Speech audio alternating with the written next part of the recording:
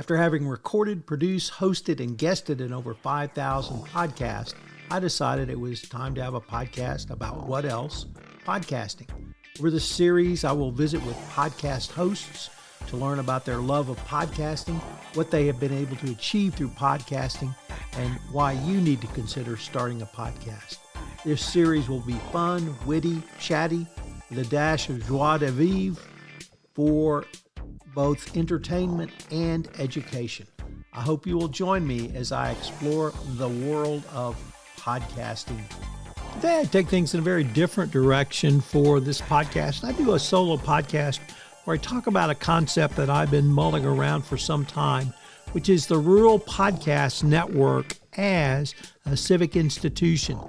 It's based upon some research I did on the press and in small towns in rural counties, and it's something I've become very passionate about as I've moved to a rural area of West Texas. So I hope you will indulge me on this podcast episode of Fox on Podcasting. There are moments when a market shifts not because of a new technology, a flashy startup, or a venture-backed disruption, but because an essential institution begins to recede. I think we are in one of those moments right now in rural America. As NPR affiliates, public radio stations, and other similar storytelling institutions face funding pressures, programming cuts, and outright retrenchment, a real void is opening. That void is not simply about news, it is about human interest storytelling. It is about who tells the stories of ordinary people doing extraordinary things in the places that too often get ignored by the national media. It's about who records a community's memory, documents its resilience, and gives voice to lives lived far from major urban centers.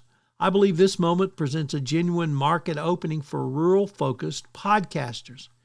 This is not just a mission-driven opportunity, although it certainly is one component. It is also a business opportunity.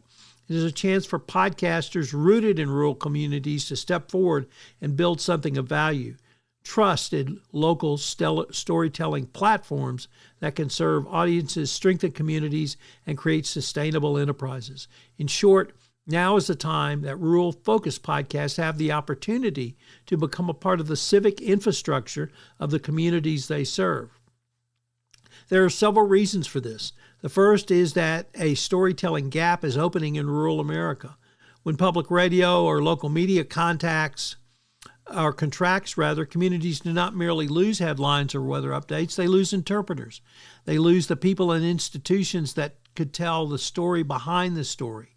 These are the stories that explain who a community is. In rural America, a human interest storytelling is part of a civic infrastructure. It gives communities a sense of self. It preserves continuity. But the key is that rural podcasters possess an advantage that outside media simply do not replicate. In local storytelling, proximity is not a liability. It's a plus. A national media outlet may visit a town for a day. A rural podcaster lives in that town. A local podcaster understands that what happens before the crisis, who are the trusted voices, and what the event will mean 6 months later.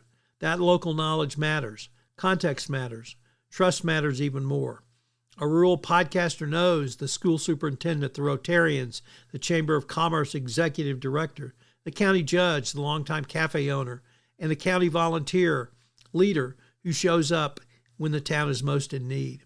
More importantly, the community knows the podcaster. In many places, the relationship opens the door.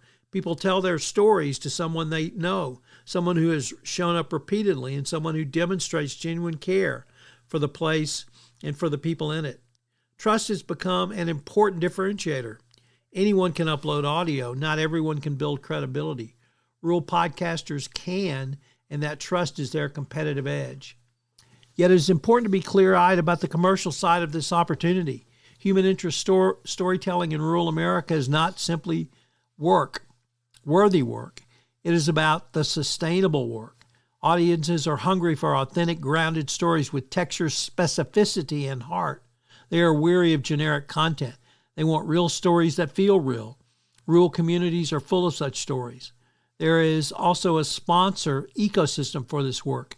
Community banks, rural hospitals, local colleges, chambers of commerce, community foundation, tourism bureaus, regional law firms, agricultural suppliers, and family-owned businesses all have a stake in trusted local platforms. Need more sponsors? The barber, the plumber, the IT guy, and the other local businesses. These organizations are not merely buying ad space. They are investing in relevance, credibility, and community connection. That means the opportunity for the rural podcaster is not necessarily to become the next media giant network. It is to become indispensable in a particular place. A podcast that is deeply engaged with an audience in one county, one region, one rural corridor can be every bit as meaningful and, more importantly, every bit as viable as a larger but more diffuse platform.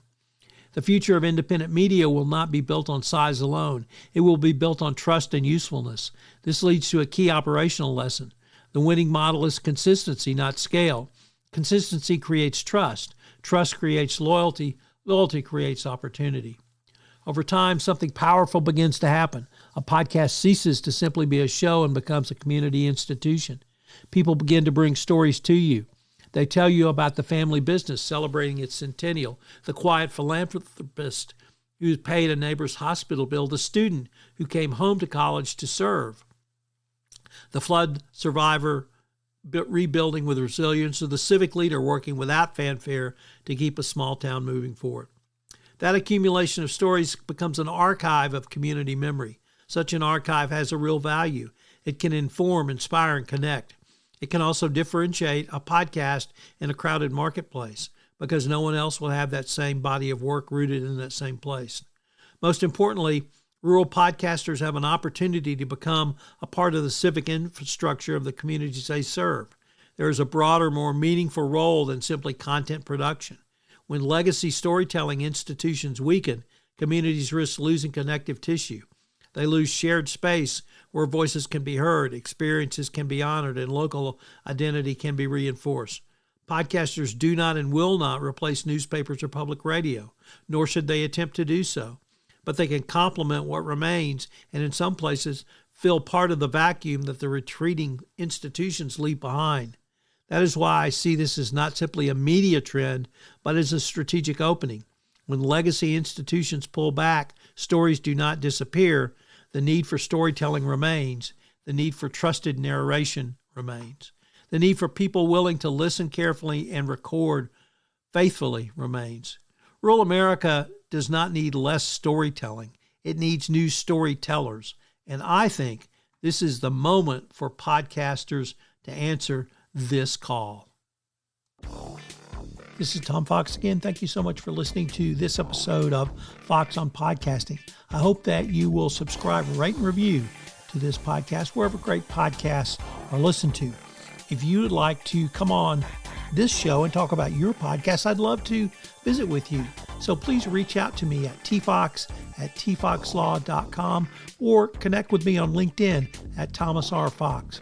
I love talking to other podcasters, and we can learn so much from each other and bring strategies, tools, and techniques to the podcasting world. If you're a Sherlock Holmes fan and would like to discuss the novels of Sherlock Holmes on a podcast, I'm preparing a new season in Adventures in Compliance, where I go through all 4 novels, The Hound of the Baskervilles, The Sign of Four, A Study in Scarlet, and The Valley of Fear. So if you'd like to talk about the novels of Sherlock Holmes, please give me a shout. I look forward to chatting with you, and I look forward to visiting with you on a podcast again.